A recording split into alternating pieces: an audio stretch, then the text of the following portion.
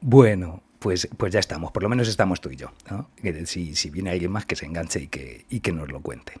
Bueno, antes de nada, mira, quería comentaros que revisando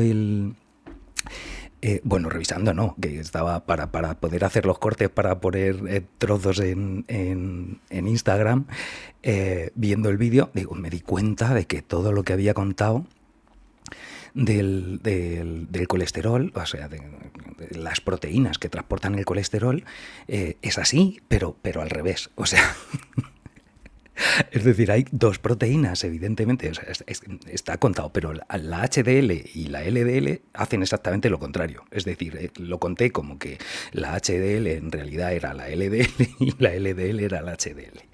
Resumiendo, hay dos proteínas que transportan el colesterol por la sangre, puesto que el colesterol, al ser una grasa, no circula bien en un medio acuoso, y es una proteína la que tiene que transportarlo, porque siempre son las proteínas las que hacen esto, de facilitar cosas que el resto no puede hacer. Ahí están las proteínas, que son las que los hacen. Y entre otras cosas, transportar materias insolubles en agua por el agua.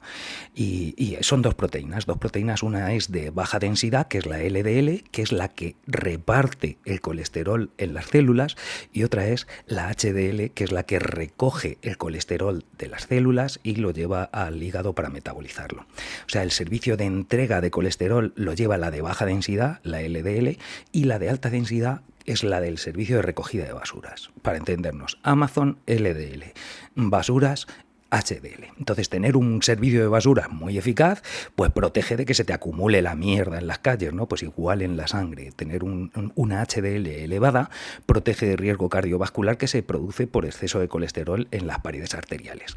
Ya está.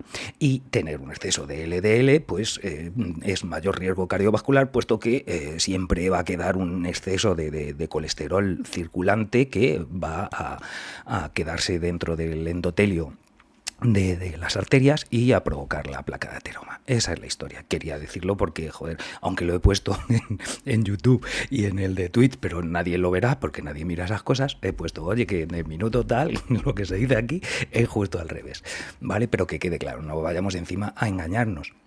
Y a ver si alguien coge y le dice al cardiólogo, no, si yo estoy perfectamente porque tengo la LDL muy alta, entonces no, justo al contrario, ¿de acuerdo? Nada más, es como se dice ahora, un disclaimer de estos. De errores requiere el juego. Eso es la historia. Anota la corrección. No vayas a ir al cardiólogo y le vayas al endocrino y le vayas a decir la burrada al revés, porque te lo he dicho yo encima. O sea, no. Esto no es así. Entonces, como os digo, el colesterol es justo al revés. Simplemente está bien contado todo el proceso, pero la HDL es la que recoge y la LDL la que entrega. Esa es la historia. Si se entrega más que se recoge, se acumula. Si se recoge mucho más, o sea, todo lo que se entrega, pues evidentemente si hay servicio de recogida esperando que haya un poquito de colesterol para llevárselo, si tú te recogen las basuras 3 veces al día, pues evidentemente no hay nada de basura en la calle. Esa es la idea. De acuerdo, eso por un lado. Y por otro quería comentaros una cosa de las zonas muertas que hablamos el otro día. Estaba aquí con la cucharilla que quiero. Vamos a mover un poco para ver si se mueve el azúcar. De las zonas muertas que os comenté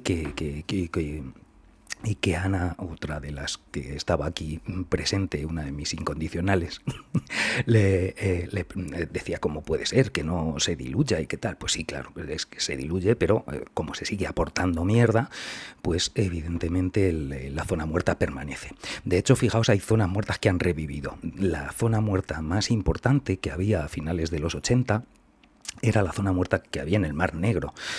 Y en la década del 91 al 2001 prácticamente se revirtió. Es decir, las zonas muertas pueden revivirse. Eso es una noticia importante e interesante. Y bien, ese es el ejemplo, que la zona muerta más importante, más grande que había en el mundo era la del Mar Muerto, y esa zona ha revivido de tal manera en 10 años que desde entonces vuelve a haber una industria pesquera en la zona, etcétera, etcétera. O sea, vuelve a haber vida en esa zona de mar, que encima era el Mar Negro, en donde se había producido pues esa hipoxia, esa falta de oxígeno por un exceso de nutrientes. ¿Qué es lo que ocurre? ¿Cuál es la razón por la que se revivió esta zona muerta? Pues no es, por supuesto, no es ninguna razón ecológica ni ninguna preocupación que dijesen vamos a hacer un plan que reavivase esto, no. Es mucho más sencillo. ¿Qué ocurrió? Cerca de esas fechas, antes del 91, para que se revirtiera en 10 años. Pues en noviembre del 89 caía el muro de Berlín y la URSS se desmantelaba. El Mar Muerto, situaros, ¿no? Península de Crimea, Ucrania, URSS, Rusia, etcétera, etcétera, ¿no? Entonces toda la industria agropecuaria de la zona, que tenía un desarrollo industrial muy importante bajo planes quinquenales, etcétera, etcétera, de estos que tenía la URSS, que era una economía planificada, pero al fin y al cabo una economía extractivista también. O sea, el problema no es en sí el capitalismo, el problema es el extractivismo y el consumismo y la depredación del medio. Y la URSS también en aquel momento también tenía ese sesgo productivista y extractivista, aunque luego la riqueza se repartiese de otra manera. Pero la idea es esa. Entonces, ¿qué es lo que ocurrió? Que hubo una crisis energética brutal, porque por la caída y el desmantelamiento de la URSS se les dispararon los precios de los combustibles, entraron en una economía de mercado que no estaban preparados, etcétera, etcétera, y se les fue al garete. No podían ni fabricar los fertilizantes que se hacen con gas natural, ni el precio de los combustibles fue brutal y se les desmanteló todo el sistema de producción alimentaria, agropecuaria, industrial que tenían en la zona. Y tan simple como que gracias a eso se limpió, se dejó de aportar al Mar Negro un exceso de nitratos y de fosfatos fundamentalmente, y en 10 años prácticamente se revivió. Entonces es una buena noticia, se puede revivir, es una buena noticia. Y es más, fijaos, es una buena noticia porque, si, por cierto, digo mucho fijaos, me he dado cuenta de que digo mucho fijaos, en fin, debería decir otra cosa. Es muy buena noticia, sí, es muy buena noticia, pero la razón es esa, es que parece ser que lo que explica la limpieza del Mar Negro es fundamentalmente la crisis energética derivada del desmantelamiento de la Unión Soviética. O sea, eso parece que es lo más indicado. Entonces, bueno, viendo ese ejemplo, que por una crisis energética se consigue acabar con una zona muerta, pues es una buena noticia, porque es muy probable que podamos acabar con las zonas muertas, porque como lleva años diciéndonos Antonio Turiel, estábamos a puertas de una crisis energética y estamos hoy por hoy en una crisis energética importante. Os voy a poner unas diapositivas de las que tiene, mirad, de las que utiliza Antonio Turiel en sus presentaciones. Turiel, ya os digo yo, que es el más grande, es el Rocío Jurado de los límites del crecimiento. Podéis, si queréis más información, os he puesto unas poquitas simplemente para que veamos, para hacernos una idea, para ver los puntos más interesantes.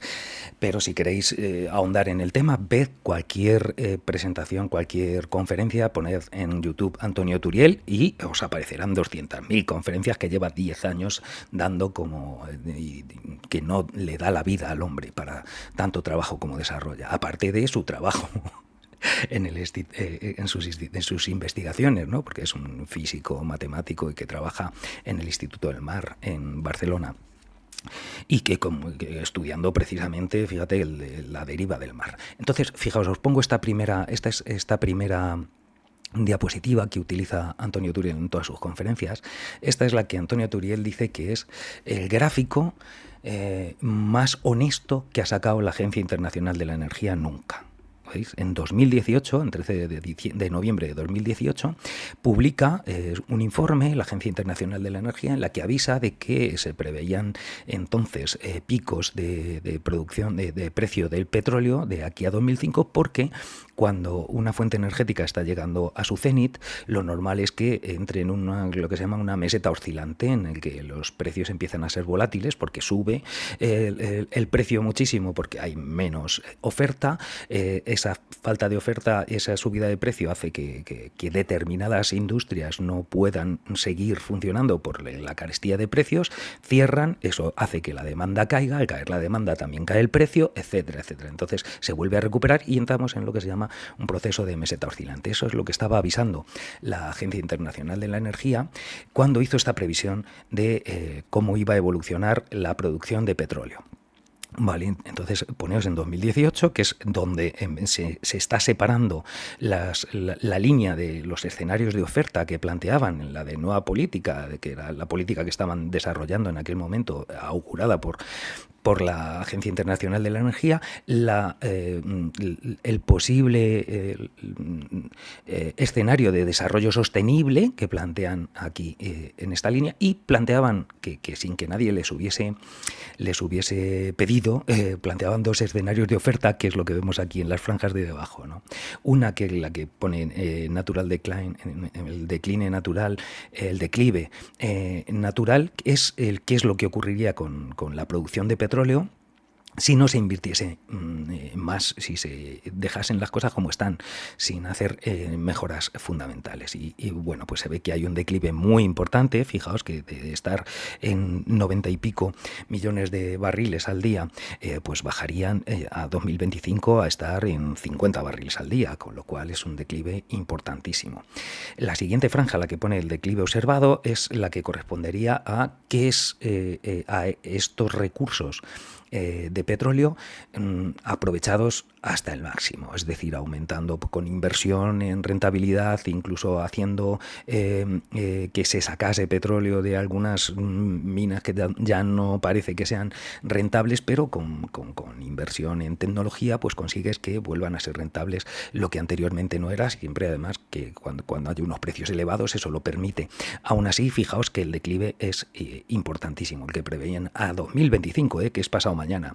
Lo que veis es que hay un desfase de el 34% prácticamente, porque se supone que en 2025 estaremos en 100 millones de barriles de petróleo al día, y faltarían cada día 34 millones de barriles para compensar esa oferta, ¿no? Eso es lo que nos planteaba en esta diapositiva. Antonio Turiel comenta en muchas ocasiones, cuando habla de esta diapositiva, comenta que un declive del 34% en la producción energética, en este caso es petróleo, pero ya veréis que el petróleo es muy importante en cuanto a la producción energética mundial, pues que eso no se ha visto nunca, ¿no? Para acercarnos a algo parecido hay que llegar hasta la crisis de la Segunda Guerra Mundial, que supuso un 20% del descenso de la energía, de la utilización de energía en el mundo, ¿no? Un 20%, un 34% es un declive mucho mayor, y una crisis como la de la Segunda Guerra Mundial no creo que sea un futuro augurable, o por lo menos no sea un futuro agradable, ¿no? O interesante que ocurra. Os he puesto esta otra también que es muy interesante, que es también de la Agencia Internacional de la Energía. Fíjate, en la que nos está contando, aquí lo que hemos hecho es que, vamos, lo que han hecho, lo que hizo Antonio Turiel, y no sé si aquí es de Antonio Turiel o de Antonio Arechavala, porque ambos dos utilizan estas imágenes y dan muchas conferencias juntos, o sea que no es raro que los veáis a ambos. Arechavala es un geólogo de la Universidad de Navarra. Entonces, fijaos, aquí lo que se ve son los distintos tipos de petróleo, porque petróleo llamamos petróleo a todo, ¿no? Llamamos petróleo el petróleo crudo, el normal, el que decíamos, el petróleo convencional, es el que se extraía de los pozos de la película de Gigante, el de las cabezas de martillo, estas que bajan y suben, y que con pinchar el suelo ya salía. O sea, que eso era fácil de extraer y muy rentable, por lo tanto, y además muy puro, es decir, se puede utilizar directamente para hacer muchísimas cosas con él. Entre otras cosas, fabricar diésel, porque lo que nos plantea Antonio Turiel es que el diésel es la pieza clave de nuestro sistema, porque no con todos los petróleos se puede fabricar diésel. Hay otros que no tienen la pureza necesaria para poder fabricar diésel. Se podría hacer, pero con una inversión mucho más cara, añadiendo otros componentes y con una refinería importante, ¿no? Hay que invertir mucho en el refinado para conseguir eso. Sin embargo, con el petróleo crudo, el diésel se extrae fácilmente sin mucha ayuda. Pero por eso hacía referencia siempre a lo que es el petróleo, el diésel, a la crisis del diésel. Mirad que aquí en esto lo que nos están contando en esta gráfica es, como veis, los distintos tipos de petróleo y cómo la extracción que se ha ido produciendo a lo largo de la historia. Veis que está desde 1950 y hace una proyección hasta 2050 y marca los 50 años en los que hacía 50 años cuando sacaron esta gráfica que se produjo la publicación de los investigadores del MIT, del Instituto Tecnológico de Massachusetts, donde estudió Sheldon Cooper en Big Bang Theory, ¿de acuerdo?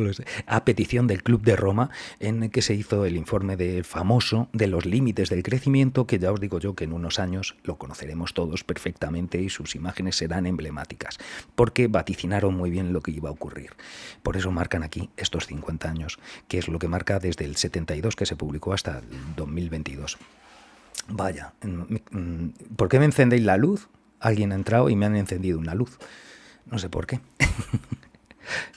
Bueno, como veis aquí lo que estamos viendo es la evolución que ha tenido el consumo de petróleo de los distintos tipos de petróleo, ¿vale? El de abajo es el de petróleo crudo de los pozos clásicos y la siguiente franja es la de las plataformas marinas, pero de menos de 500 metros de profundidad, o sea, las más cercanas a la costa y las que dan además un petróleo de más calidad. En ambas franjas podríamos considerarlas las que proporcionan lo que se conoce como petróleo crudo o petróleo convencional. Si os fijáis, el cenit de este petróleo crudo se alcanzó aquí en 2000, más o menos en 2005. Entre 2005 y 2006, digamos que es cuando se alcanza el cenit de esto. Si incluimos algunas aguas más profundas, incluso pues en torno a 2005-2006, y luego, como veis, hay un leve descenso. La cuestión es que aquí se empezó a meter, como se veía que iba a empezar a declinar, se empezó a producir, a invertir en otros tipos de petróleo, como os digo, las arenas bituminosas, petróleos de grandes profundidades, otros tipos de alquitranes, gases del gas licuado, un montón de otros tipos de petróleo que no son tan versátiles, no permiten tan fácil fabricar diésel, es decir, es más complicado. Pero aún así, con todo eso, como veis, es esta última, la franja, es que yo de colores sabéis que no sé, pero yo lo veo muy rojo, estas últimas, quitando la franja de arriba, que yo creo que es marrón, clara, ¿no? O veis, quitando la franja de arriba, todas el resto se supone que el máximo se obtuvo en 2018, fijaos, aquí está el descenso del COVID que tuvimos por el confinamiento, cómo se recuperó y cómo estamos a esos límites de un pelín por debajo de lo que se puso en el 2018. Se supone que mantendremos esa producción durante unos poquitos años, muy poquitos, y luego empezará un descenso muy acusado. Pero lo más interesante de esta gráfica es precisamente la franja más alta, la franja de arriba. Voy a ponerme aquí para que se vea el cursor. Fijaos, en esta franja, como veis, esta franja, la marrón, lo que nos está indicando es la cantidad de energía equivalente en barriles de petróleo, ¿de acuerdo? La cantidad de energía que tienes que utilizar para extraer todas las franjas de abajo, ¿de acuerdo? Entonces, fijaos que en 1970, cuando aquí empezó la crisis del petróleo y tal, aquí el petróleo era muy rentable, tenía lo que se dice una tasa de retorno energético muy alta, porque con un barril de petróleo extraías muchísimo, ¿no? la energía, muchos barriles de petróleo para poder aprovecharla, como veis. Porque claro, el petróleo es una energía primaria, es decir, tiene que ser lo suficientemente barata como para que te permita luego desarrollar otras cosas con esa energía. O sea, que no es el producto final. El fin de extraer petróleo no es el petróleo, sino lo que luego puedes hacer con el petróleo. Y para eso el petróleo tiene que tener un precio determinado. Si no, no es rentable poder utilizarlo.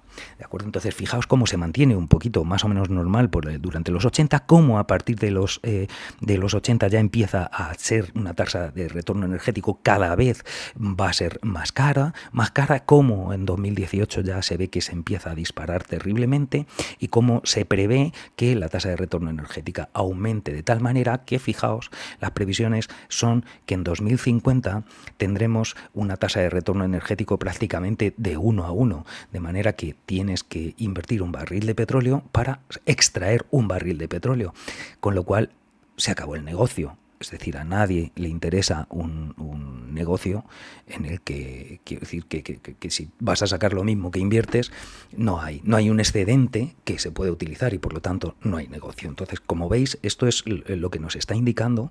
Bueno, quiero que veáis perfectamente que en sí no es que haya petróleo o no haya petróleo, sino que la extracción de ese petróleo pueda ser rentable y se pueda utilizar para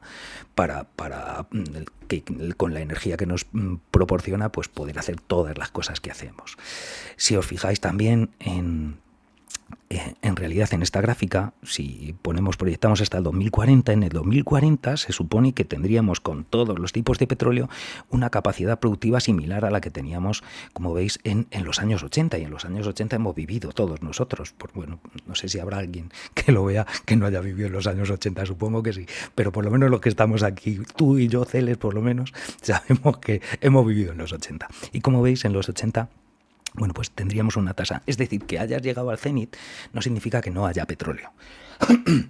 Otra cosa es a qué precio y de qué manera, porque claro, cuanto más te cuesta producirlo, evidentemente el precio, aunque las economías ricas lo que están es subvencionando un montón de petróleo para que pueda seguir funcionando, pero eso no se puede mantener eternamente, no se puede mantener durante mucho tiempo. El caso es que, como veis, ya nos están indicando que hemos llegado a unos límites claros del petróleo. El cenit se pasó, como digo, en el 2005, el del petróleo crudo, en el 2018 el de todos los tipos de petróleo, y las previsiones son fatales. Se supone que vamos a caer, pero la realidad no es... Vamos, de hecho ya estamos cayendo de estas oscilaciones de petróleo que hemos visto del precio del diésel, pues las vamos a seguir viendo en este tiempo y va a ser eso, una meseta oscilante con un montón de picos. Eso es lo que se prevé. Pero la situación no es única del petróleo, ¿vale? Fijaos que aquí en la siguiente diapositiva, que también está extraída de sus conferencias, dice que la situación cuál es. En un informe que publicó British Petroleum en el 2022 nos planteó esto, que el cenit del petróleo se había acabado, como hemos dicho, el del petróleo crudo, el petróleo convencional, en 2005, en 2018 el del petróleo total, pero también se ha alcanzado el cenit del carbón en 2019, que el carbón supone un 24,4% de la energía primaria.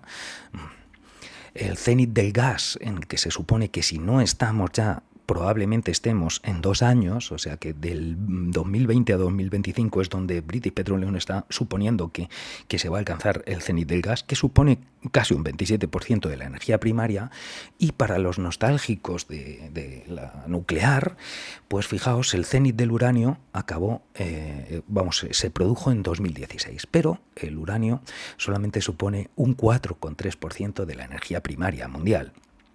Por lo cual, siempre Arechavala siempre comenta que en sus conferencias no quiere dedicarle al uranio más del 4% porque es lo que supone en realidad en todo el mix energético mundial, ¿no? Y que le damos demasiadas vueltas y que hay quien piensa todavía que lo que hay que hacer es renovar las nucleares y aumentar las nucleares para solucionar el problema del calentamiento, cuando realmente la materia prima del uranio está por los suelos. No hay buenas previsiones. El ejemplo claro, fijaos lo que es Francia, que comentarán muchísimas cosas, dirán que la edad de jubilación, que 10.000 problemas, pero llevan revueltos todo el año, llevan cada 2x3 con follones, y subyace detrás toda y su crisis en el modelo energético que tienen, que es el país que más ha apostado por la nuclear, que tiene la mitad de las nucleares en estado de coma, y su futuro no es bueno, como veis.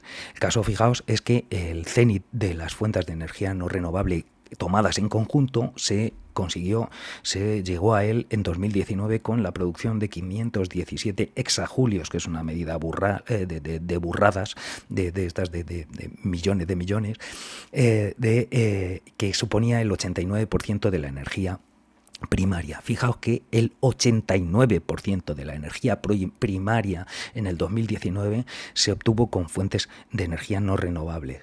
O sea, solamente hay un 11% de energía que se produjo con otro tipo de fuentes que consideramos renovables. Dice Antonio Turiel, comenta que en la actualidad son 515, o sea, se ha descendido ya un poquito, 2 exajulios menos, y ha supuesto el 87% de toda la energía primaria. O sea, todavía nos queda un 13% de energía que no es renovable, que no se ha hecho renovable. La verdad es que pensar en una transición energética en la que vamos a cambiar este 87% por lo que realmente estamos utilizando en un 13%, pero esto es lo que ocurre en el mundo, pero es que en España tampoco es tan distinto, ¿no? En España tenemos un consumo eléctrico del 23%, me parece. Todo lo demás son fuentes fósiles, fundamentalmente. Entonces, esa idea de hacer un mundo completamente eléctrico no es tan sencilla, no es tan simple, pero lo veremos quizá en otro momento. Lo último que quería comentaros con respecto a las fuentes energéticas es el caso particular del uranio, que a pesar de que sea un 4,3, pero para todos estos nostálgicos que digo que siempre han como que dicen que la tontería, los ecologistas de nucleares, no gracias, y eso nos va a llevar al desastre. Bueno, pues mirad, esto es lo que planteaba la Agencia Internacional de la Energía en 2013, que iba a ser la evolución de la producción del uranio. Esta se supone que es la producción de la supuesta demanda, ¿vale? La demanda del uranio, la línea, y veis que la franja de abajo es la producción que se supone que cómo iba a evolucionar la producción. Desde el 2013 estaban augurando que tendría esta caída, porque tiene una caída, según comenta Antonio Turiel, precisamente por las condiciones geológicas en sí de las minas de uranio, se sabe que tiene una caída muy rápida. La cuestión es que fijaos estas son las minas existentes, las que hay en la primera franja, que se supone que hay un descenso importante, que ya en el 2013 estaba empezando a descender. Lo que pasa es que la demanda era un pelín inferior en 2012, pero ya aquí se había igualado la oferta y la demanda, y se veía que había un claro declive de la oferta que podían hacer explotando las minas que existen de uranio ahora mismo. La siguiente franja que pone secondary supplies, fijaos en lo que es el suministro secundario, las fuentes de suministro secundario, esto se refiere, esta franja, fundamentalmente al desmantelamiento de bombas atómicas, lo que está muy bien, ¿no? Que por lo menos se desmantelen bombas atómicas, viene bien. Pero esto es que no es extracción de mina, es reaprovechamiento de lo que ya se había extraído y se había utilizado para otras cosas, y gracias a lo que sea, pues se coge y se extrae y se vuelve a utilizar para producir electricidad, que es mucho mejor que utilizarlo en producir bombas. La siguiente franja que veis es la franja que dice producción de las minas identificadas. O sea, minas identificadas es que han llegado a un terreno y han detectado que por ahí hay uranio, pero no se sabe muy bien, o sea, se sabe que hay uranio, pero no que sea un uranio explotable comercialmente, fácilmente, ¿no? Porque una mina no es tan sencilla, y hasta que no se abre, se cata, se empieza a explorar en condiciones, no se puede saber bien cómo funciona. O sea que esta franja incluye una cierta dosis de pensamiento mágico también, como pensando siempre que se encontrará algo y le buscaremos la solución y tal. Aún así, fijaos, planteando hasta con este pensamiento mágico, suponían que en 2025 ya se separaría la demanda de la oferta, de manera que aquí han rellenado este hueco con rayas y pone supply gap, que es faltante de suministro, que, como dice Antonio Turiel, en inglés queda muy bien, pero esto no soluciona nada. Hay un agujero aquí importante, y según parece ser, la realidad les ha dado bastante la razón a el que se me va. Aquí estoy. La realidad les ha dado bastante la razón a las previsiones que estaban diciendo. Incluso parece ser que el declive de la producción de uranio es bastante mayor. Eso es. De acuerdo. Entonces, fijaos, nos encontramos en una situación en la que vivimos una confluencia de amenazas, ¿no? Es por eso yo siempre comento que estamos en una década que es fundamental para un cambio que necesitamos y queremos salvar de alguna manera nuestro modelo civilizatorio, de alguna forma.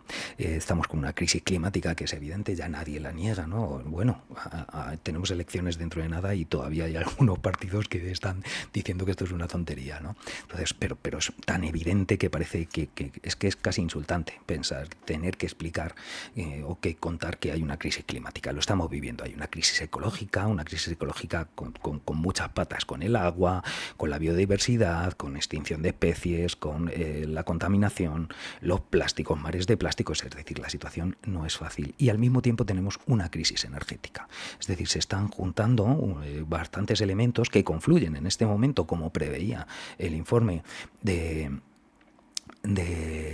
los límites del crecimiento del Club de Roma, que os digo, y como dice Antonio Turiel también, a veces pensamos que esto ocurre, que aquí es como en las películas, ¿no? Que en las películas al bueno los malos le rodean, pero empiezan a atacarle de uno en uno. Viene uno, le da 2 leches y va al siguiente, y así sucesivamente.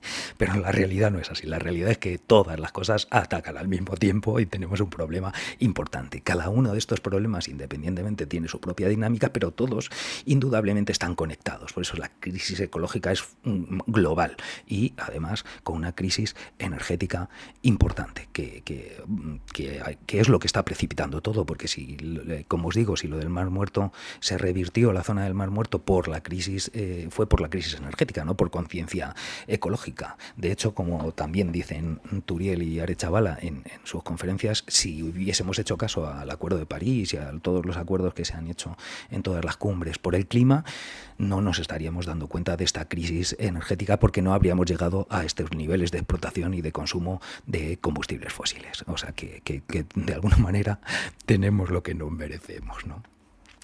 La cuestión es que una vez que ya hemos visto esto, bueno, otro día podremos seguir viendo algo de ello. Yo lo que quiero es que le demos una vuelta, ¿no?, a cuál es la situación actual y que desde la neurociencia lo que a mí me hace pensar es cuál es la base de este desarrollo que hemos tenido, ¿no? ¿Qué tenemos los humanos que nos hace tener esta capacidad de conseguir un desarrollo tan brutal y tan evidente como el que hemos conseguido, y también de ser capaces de poner a toda la vida que hay actualmente en la Tierra en riesgo, ¿no? ¿Qué es esto, no? ¿Qué ocurrió en nuestra historia evolutiva que nos hace ser tan peculiares, que nos hace tener estas características tan distintas realmente a la inmensa mayoría, vamos, al resto del mundo vivo, ¿no? El mundo animal y vegetal y fungi, si queréis, también. El mundo vivo. ¿Qué es lo que nos hace esto? Para esto, pues ya estuvimos hablando, fijaos, de nuestros primos más cercanos, los bonobos y los chimpancés, con los que compartimos un ancestro común, y hoy quería que echásemos un vistazo a ya la rama evolutiva nuestra, propia, a cómo se ha ido descubriendo nuestra historia y a qué puede haber ahí detrás que nos haga realmente, cuál es la clave, la que nos diferencia del resto de simios con los que compartimos la historia, cuáles son nuestras diferencias fundamentales, ¿no? Entonces, para esto quiero hablaros hoy de 2 personajes. Un primer personaje es este. Louis Leakey. Por aquí lo tengo, ¿no? Lo tengo puesto aquí, sí.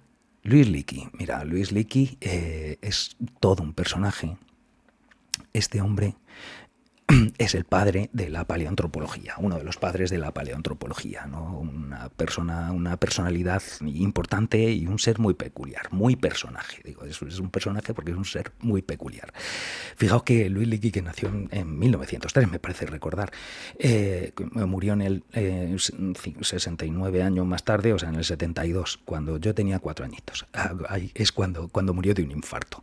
Pero había pasado una vida realmente peculiar. Louis Leakey en realidad se llama Louis Seymour Bassett Leakey, pero todo el mundo le conoce como Louis Leakey. Ya sabéis que los británicos suelen tener muchos nombres y un apellido. La cuestión es que este hombre nació en Kenia, cuando era colonia británica, y se educó luego en Inglaterra. Pero él vivió una infancia, era hijo de unos misioneros anglicanos y vivió en la parte de Kenia que toca con Tanzania, y que, bueno, pues sus amigos eran los de las tribus locales, es decir, ya había vivido pues medio salvajado en esa sabana maravillosa en la que él, de la que él estaba enamorado, ¿no? Realmente. Entonces, fijaos que el Luis Leakey era un personaje tan peculiar que parece ser que pidió, cuando leyó su tesis doctoral, pidió poder leerla en suajili. O sea, ¿no? Imaginaos quién era, ¿no? Y cómo era. Y era un tío que, aunque le veáis aquí como le veis, o sea, que veis que aquí le veis así, que parece que tiene cara un poco de abobado, pues era un personaje, un hombre que fue realmente iba a decir un Latin lover, no, un British lover, porque realmente tuvo mucho éxito y que resultaba muy atractivo. Era un personaje que tenía mucha capacidad de comunicación y era un poco showman, y tenía fama también de ser un poco fantasmilla y de adornar mucho todo lo que hacía y venderlo todo muy bien. Y parte de eso parece ser que es real, pero aún así ha sido una figura clave en la paleoantropología, paleoantropología mundial. Una figura clave, fijaos que después ha tenido junto con su mujer Mary Leakey, y su hijo Richard, su nuera, un montón de descendientes. O sea, ha creado toda una dinastía de paleoantropólogos que están metidos en los principales hallazgos de nuestros antepasados, ¿no? De la parte de los homínidos antiguos, de las anteriores especies y de los primeros de nuestra misma especie, y de las especies de las que procedemos o provenimos, o con los que tenemos un ancestro común más cercano, que ya después de la separación que tuvimos con chimpancés y bonobos.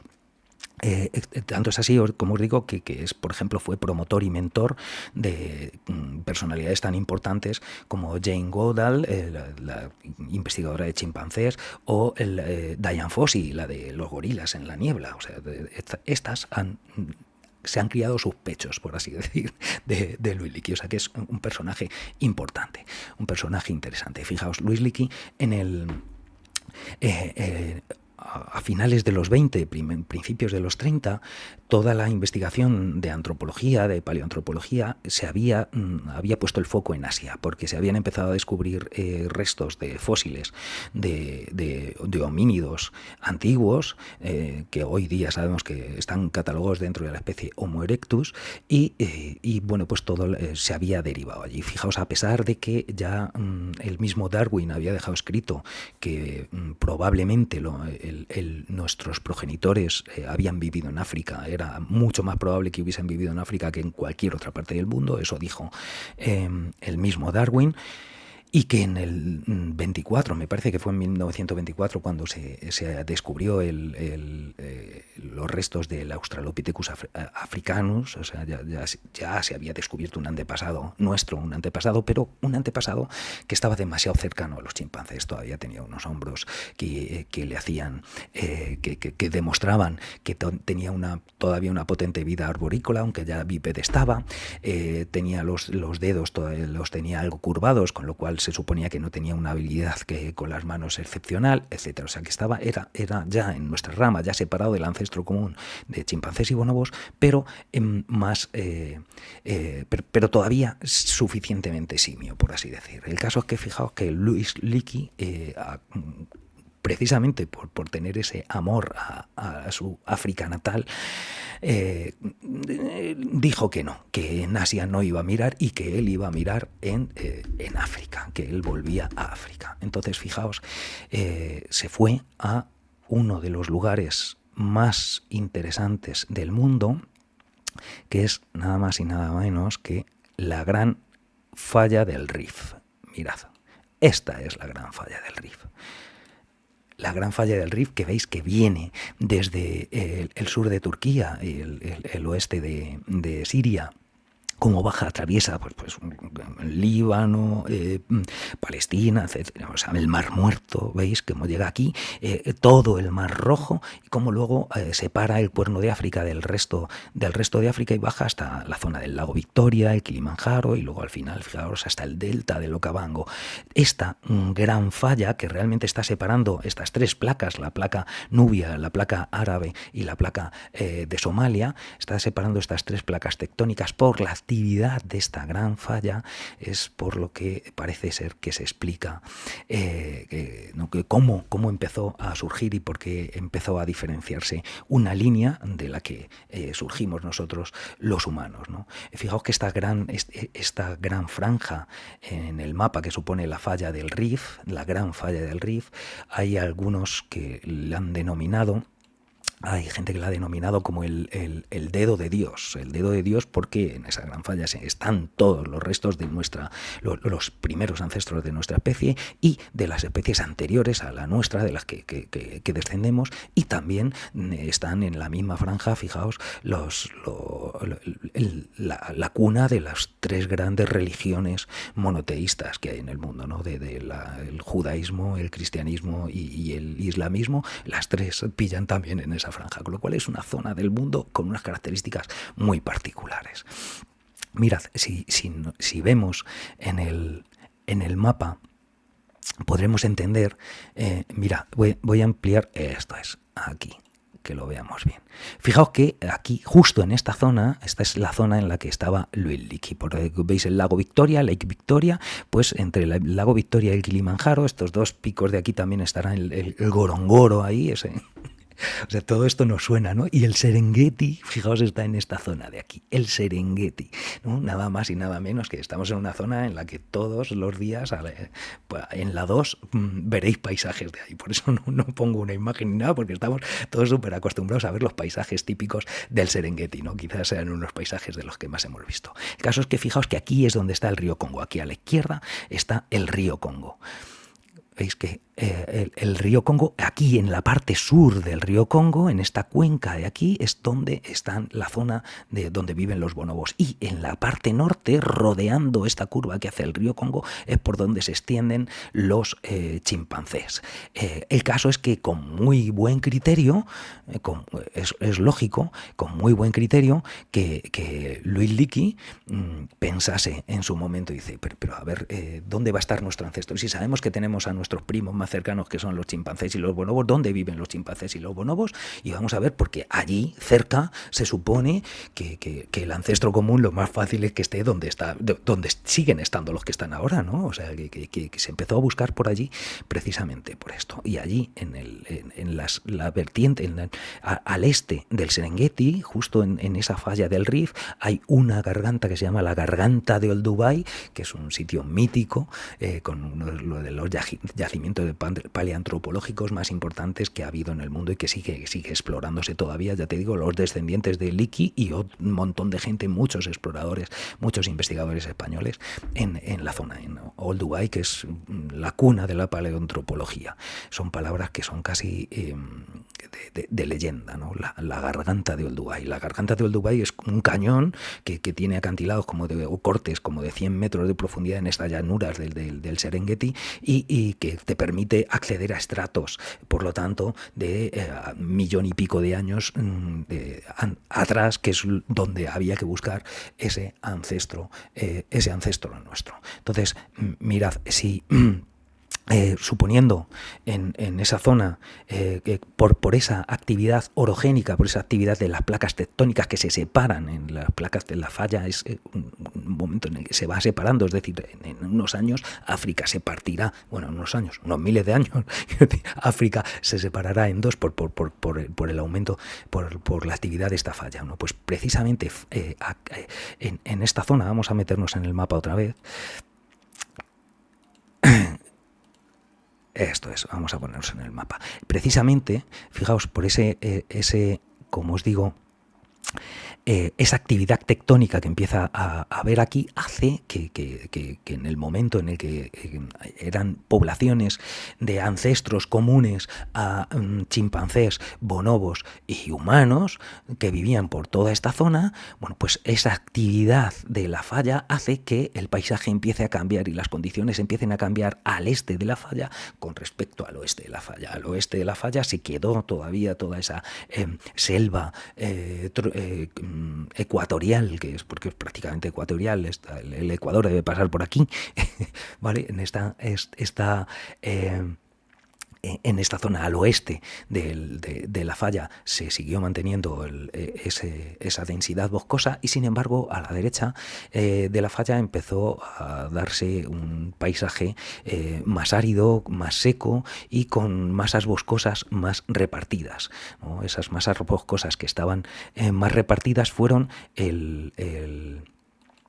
el hábitat donde surgieron estos Australopithecus, todos los australopitecinos, estos australopitecinos que todavía tenían una capacidad craneal muy similar a la que tienen los chimpancés y además bueno, pues tenían todavía muchas características que parecía que tenían mucha vida arbórea, una vida, todavía tenían, como digo, los dedos algo curvados que les facilita la braquiación en los árboles, es decir, parecía que vivían eran de zona boscosa en zona boscosa, o sea, pasaban de zona boscosa a zona boscosa, pero su hábitat natural era todavía muy ligado a la vida en los árboles y se protegían en los árboles, vivían en los árboles, parecía que eran cuadrúpedos en los árboles y bípedos en el suelo, o sea, que es para ir de zona boscosa a zona boscosa y su dieta era fundamentalmente, como os digo, vegetariana y frugívora, con lo cual dependían muchísimo de estos bosques. Con el tiempo, estos bosques fueron siéndose cada vez más escasos en esta zona y dándose el paisaje de sabana que conocemos hoy. Y eso parece que empujó a las distintas especies de homínidos que fueron evolucionando, aunque el delimitar qué es una especie, hasta aquí llega una especie, hasta aquí llega otra, es algo que hacemos nosotros ahora a posteriori, ¿no? Fijaos que si veis, hay grandes antropólogos y paleoantropólogos que comentan que hay más especies que fósiles, o sea, se han determinado, hay menos cadáveres por unidad y hay más especies. O sea, hay algunas a los que se les ha atribuido a varias especies, en fin, que el resto fósil es un resto muy escaso y a veces muy fragmentario, de la que tienen que deducir muchas cosas, es decir, todo esto es algo que se está moviendo continuamente. El caso es que, fijaos, por cierto, no os he comentado que Luis Leakey, vamos a poner a Luis Leakey. No os he comentado que Luis Leakey, fijaos, era, como os he dicho, esto es un poco de cotilleo que siempre viene bien. Luis Leakey estaba en aquella época en los yacimientos, todavía aunque utilizaban, estamos hablando de los principios de los años 30, en el año 30, en 1930-1931, ¿vale? En 1930 las expediciones de paleoantropología tenían algunos métodos fotográficos, ya había fotografía, ya se utilizaba, pero se utilizaba muchísimo más la ilustración. O sea, en todos los equipos de arqueólogos había un ilustrador o una ilustradora, muchas veces eran ilustradoras, que eran las que recogían el documento gráfico que se necesitaba en los yacimientos, en los descubrimientos, en las excavaciones. El caso es que Luis Leakey se casó con la ilustradora de su equipo que se llamaba Frida. Esta ilustradora que se llamaba Frida, tuvieron una hija y cuando estaba embarazada por segunda vez, resulta que empezó a tener complicaciones en el embarazo, unas subidas inaguantables, algún riesgo, tal, y entonces tuvo que hacer reposo y tuvieron que contratar a otra ilustradora, en este caso, y fue Mary Nichols, lo que he comentado antes, la que se convirtió luego en Mary Leakey, porque lo gordo de la historia es que casi lleva al traste, este lío de faldas casi lleva al traste con toda la carrera de Luis Leakey, porque fijaos que estando la otra embarazada, cuando contratan a Mary Nichols, que luego será Mary Leakey, y el caso es que cuando se fue a vivir con ella y le pidió el divorcio cuando un mes después del parto. Lo que fue un escándalo imaginaos una sociedad en la que había entonces, ¿no? Dentro de la élite británica, pues fue un escándalo que parece ser que le cerró las puertas de Cambridge a Louis Leakey, pero bueno, pues como era un poco showman y esto, pues consiguió que National Geographic siguiese aportando financiación, o por lo menos una parte de financiación a sus exploraciones, de manera que pudo seguir con esa labor tan importante. El caso es que parece ser que este era un poco, además, como era muy creativo, era muy fantasioso, un poco dado a la dispersión, y Mary Nichols, parece ser que fue un complemento ideal para él, puesto que Mary Nichols es codescubridora con él de todos los hallazgos que tuvieron durante 30 años en los que estuvieron trabajando juntos, fundamentalmente, como os digo, en excavaciones en la garganta de Olduvai. Y Mary Nichols era rigurosa, le aportaba ese rigor y esa metodología y el espectáculo lo daba él, y te hacían un complemento lo suficientemente interesante como para que les permitiese estar durante más de 30 años juntos trabajando y produciendo mucha labor científica en paleoantropología. La cuestión es que una vez que empiezan a mirar allí en la garganta de Olduvai precisamente y empiezan a buscar, parece ser que se les estaba acabando la financiación y no conseguían nada. Lo que pasa es que, bueno, estas cosas además contadas por Louis Leakey, pues siempre parece todo es como muy de película, ¿no? Porque tenía esa capacidad de hacerlo todo como muy de película. El caso es que cuando parece que se iban a quedar en 1931, que iban a tener que cerrar el chiringuito y abandonar las investigaciones en África y hacer caso a lo que estaba diciendo todo el mundo en antropología en aquel momento, que era investiga, busca en Asia, cuando se encontraron con nada más y nada menos que algo como esto que vamos a ver ahora a continuación. Se encontraron con esto. Esto que veis aquí es lo que se conoce como un chopper. Un chopper es una traducción, es como una tajadora, dicen. Un chopper es un canto al que has golpeado y has sacado un filo de una manera muy rudimentaria. Esto es la industria lítica más rudimentaria, la fabricación de herramientas más rudimentaria. Y se supone que esto era la prueba de que ahí, en Olduvai, hubo ancestros humanos, pues porque esta capacidad de desarrollar herramientas, de crear herramientas que no hay, parece que es la clave, el hecho diferencial más importante que nos diferencia del resto de animales. Hay evidencia de que todos sabemos ya que hay muchos animales que utilizan herramientas, ¿no? No te hablo ya de pájaros como los tejedores que pueden hacer unos nidos alucinantes, ¿no? Que no sé cómo lo hacen, ¿no? Pero bueno, hay muchos animales que utilizan herramientas. Todos hemos visto a las nutrias marinas que cogen una concha de una almeja y cogen una piedra, se tumban hacia el muerto en el agua y cascan con la piedra la almeja y se la comen. O sea, eso lo hemos visto, ¿no? Hay multitud de, como os digo, los chimpancés que pelan palitos y enseñan. Hay por ahí un vídeo de hace poco de una chimpancé enseñando al hijo a cómo tenía que pelar el palito y cómo tenía que extraer las termitas del termitero. O sea, utilizan herramientas de su entorno, pero con una modificación muy leve en el caso de que las modifiquen, como hacen los chimpancés, por ejemplo, que las pelan, ¿no? Y que lo acoplan para los agujeros, para tener el tamaño que debe tener. Pero parece ser que lo que daba la clave de este descubrimiento, que fue una piedra, como veis, así, pues hizo que se volviese la vista hacia lo que decíamos antes, Celes, de East Side Story, ¿no? Aquí la historia humana es la historia del lado este, la historia del lado este, no de West Side Story, sino de East Side Story, que es lo que comentó, que es lo que dijo ¿cómo se llamaba? Chopin, que era uno de los investigadores, era un francés de los que formaba el equipo que descubrió a Lucy, al famoso Australopithecus afarensis, que se le llamó Lucy porque estaban escuchando Lucy in the Sky with Diamond cuando lo descubrieron, que es uno de las anécdotas de ciencia más famosas del mundo. El caso es que él habló de esto, del East Side Story, de que la historia humana es la historia del lado este de África, de esa gran falla del Rift. La cuestión, fijaos, es que este Chopper,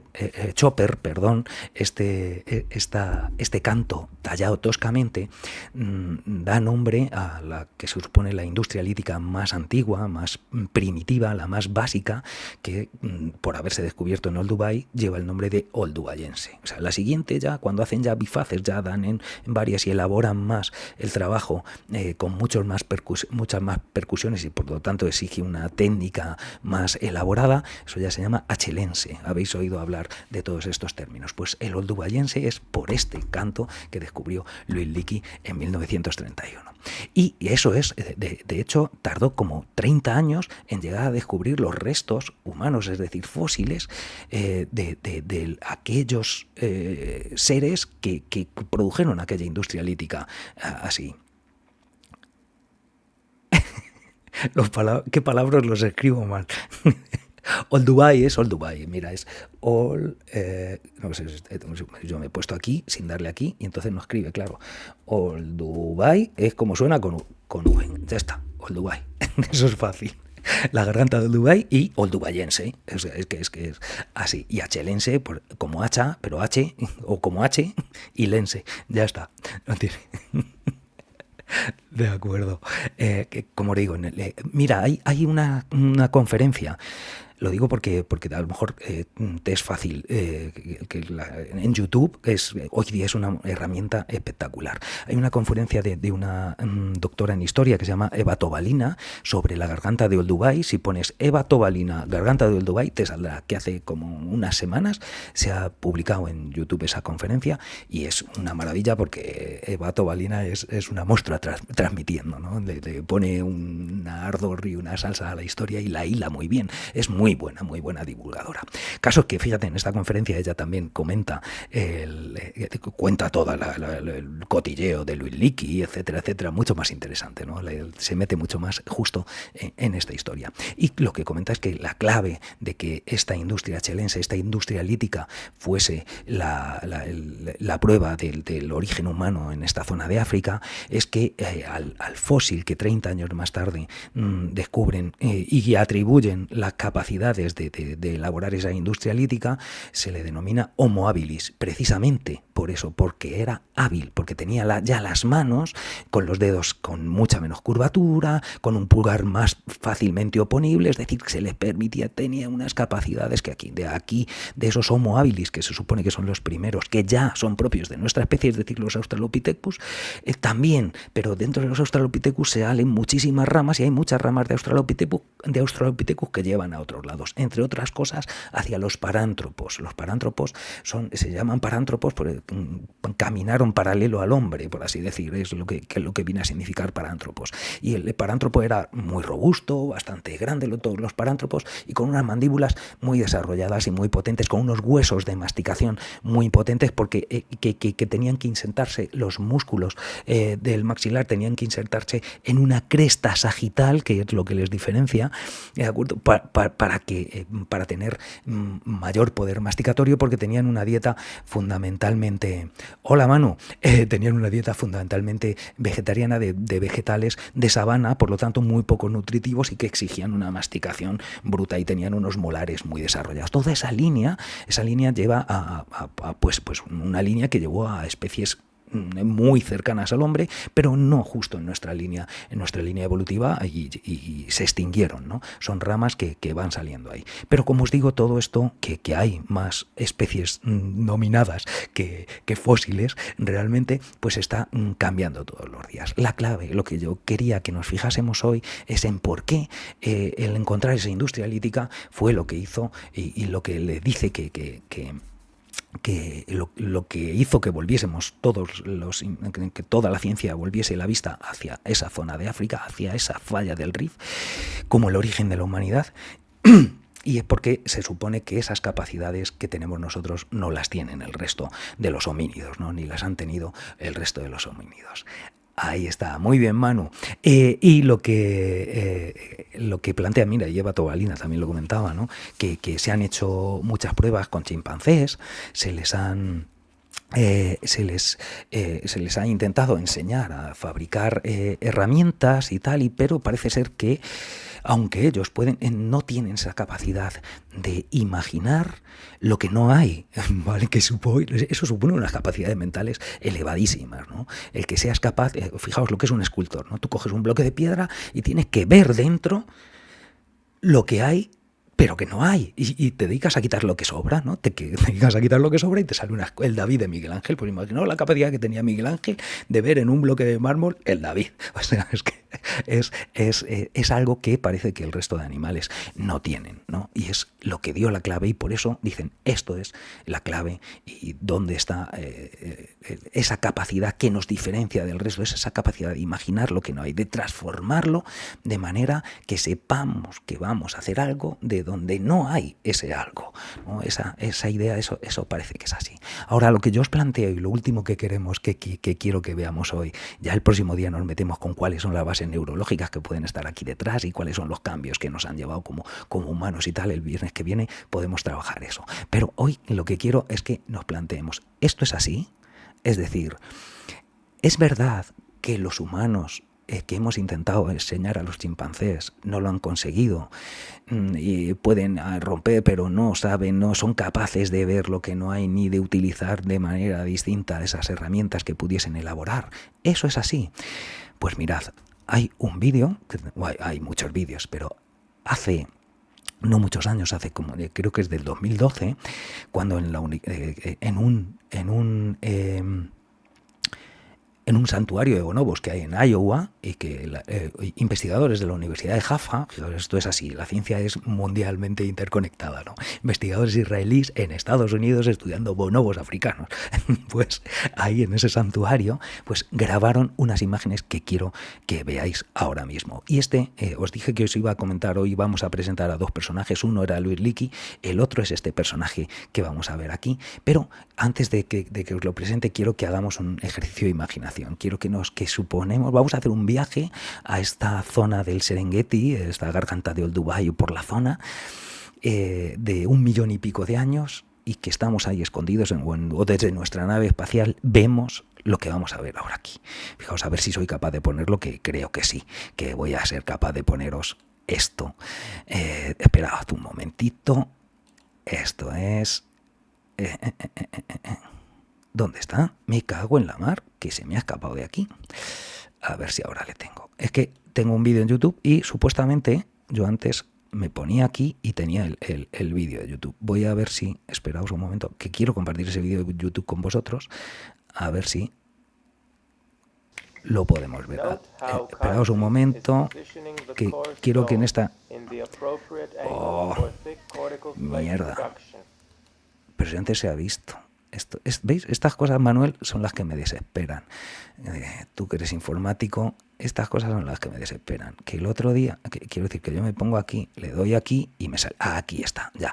Que de vez en cuando se le va. Ahí está. Mirad, quiero que veamos. Vamos a compartir este vídeo y vamos a imaginar que, como os digo, estamos a... esto de aquí. Voy a ponerlo esto en grande, más grande, para que lo veamos. Ahí. Mirad lo que grabaron investigadores israelíes en este santuario de bonobo. ¿Veis a Kansi? Este es Kansi. Mirad lo que está haciendo. Mirad lo que coge un tronco y empieza. Atención. No sé si habéis visto lo que yo he visto.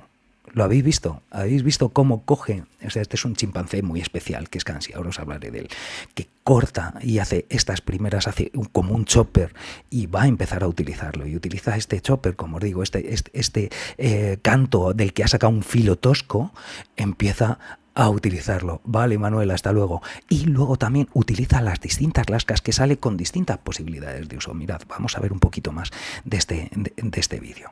Vamos a ver un poquito más.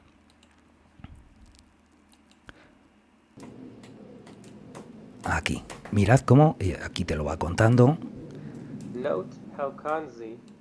Mira cómo... Vale, mira, empieza a utilizar uno como un rascador, como es alucinante, o sea, es que realmente estamos viendo aquí a nuestros ancestros utilizando esas primeras herramientas de piedra, aprendiendo a utilizarlas. Pero que ha cascado el canto grande, ¿eh? Fijaos cómo en nada, aquí te lo van contando. Mirad ahora cómo toma, casca y extrae un chopper grande y lo utiliza como percutor en condiciones. Pero luego utiliza también, fijaos que ahora te está diciendo como taladro. Mira cómo utiliza como si fuese un taladro. Tiki, tiki, tiki, coge una alhaja que es la apropiada y la utiliza como si fuese un taladro. ¿Vale? Utiliza otras lascas un poquito más adelante. Mirad, utiliza otras lascas un poquito más adelante, más pequeñas, para intentar abrir grietas. Es decir, fijaos cómo utiliza, me parece realmente alucinante. A mí me parece flipante. Yo cuando vi esto, realmente vi a nuestros antepasados empezando a fabricar herramientas de piedra, ¿no? Esto está grabado, como os digo, en el 2012. Esto está publicado, esto está ahí. Ya no se puede decir que los chimpancés no aprendan. O sea, ha aprendido Kansi. Kansi es un chimpancé, es un bonobo muy particular. Es un bonobo que digamos que puede ser el Einstein de los bonobos, porque fijaos, este es un bonobo que nació en el santuario bonobo, que la bonobo matriarca de la comunidad que hay en este santuario se lo robó a su madre y lo adoptó. O sea, dijo, no, este para mí me gusta. Y fijaos que con esta madre, esta estaba en un programa en el que estaban intentando enseñarles a hablar con lexigramas, y tienen unos teclados y ellos van tocando y van diciendo, bueno, pues parece ser que esta madre, que era la matriarca, o sea, era la hembra dominante en la comunidad bonobo, pues llevaba mucho tiempo y le costaba muchísimo aprender palabras. Y Kansi, que estaba por allí, Kansi, que se escribe Kanzi, si ponéis Kanzi, bonobo, veréis, bueno, tiene esta página de Wikipedia, es todo un personaje bonobo, ¿no? Tiene página de Wikipedia y tiene un montón hay vídeos en YouTube de todas las investigaciones que se hacen con él, porque realmente parece que es algo fuera de lo normal hasta para un bonobo, ¿no? Aquí tenía 31 años y era un experimento en el que le habían sellado, habían abierto unos troncos, habían metido comida y habían sellado los troncos, y él estaba intentando abrirlo, y para eso utiliza herramientas de piedra. Bueno, como os digo, la madre que le adoptó, se le robó a su madre y lo crió ella como suyo, estaba aprendiendo estas comunicaciones con los educadores que había allí, los investigadores del santuario de bonobos, y les costaba muchísimo. Pero Kansi parece ser que no mostraban ningún interés por la tarea. El caso es que un día que no estaba la madre, entra Kansi y parece ser que en una semana consiguieron que aprendiese lo que, vamos, más como 200 palabras, cuando la madre llevaba para aprender 10 no sé cuánto tiempo. O sea, era algo excepcional. Han hecho con él 200.000 experimentos. Hay un experimento que a mí me llamó mucho la atención, en el que está Kansi. Hay un experimentador al que ve Kansi, y el experimentador le enseña un yogur. Le enseña el yogur que le gusta a Kansi. Entonces Kansi habla con su hermana, que su hermana es una bonoba, claro, que no ve al yogur ni al experimentador del yogur, pero sí ve a Kansi, y entonces le dice a la otra, a su hermana, en vocalizaciones bonobo, que yogur, y la hermana toca el lexigrama de yogur. O sea, es que Kansi hace de traductor de humano a bonobo. O sea, es alucinante, ¿no? O sea, es un bonobo excepcional. Lo que yo me planteo es, bueno, ya evidentemente somos tan distintos ni tan... y la utilización de herramientas y la elaboración de otras, aunque parece ser que Kansi aprendió estas habilidades de un paleoantropólogo que estaba en el santuario aprendiendo. Pero fíjate, esto que se comenta, y se comenta muchísimo todavía entre la mayoría de los científicos, de que los chimpancés no son capaces de elaborar esas herramientas ni enseñarles a fabricarlas. Pues Kansi, como veis, aquí está produciendo industria típicamente lítica oldubayense, de la más arcaica y de la primera nuestra.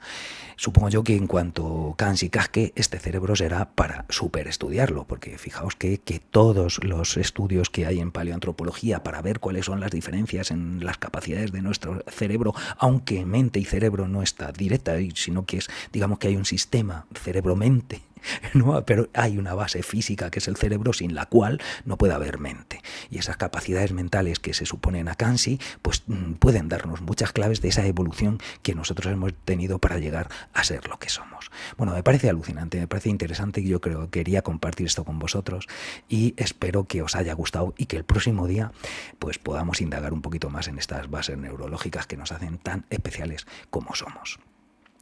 Si os parece bien, yo creo que ha quedado bastante bien, que ya nos hemos pasado. Me encanta que te encante, Celes. Nos vemos la semana que viene. Hasta entonces, tened cuidado, no salgáis al páramo, como decían en un hombre lobo americano en Londres.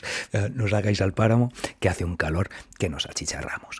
Venga, hasta la semana que viene, muchachos. Venga, hasta luego. A ti.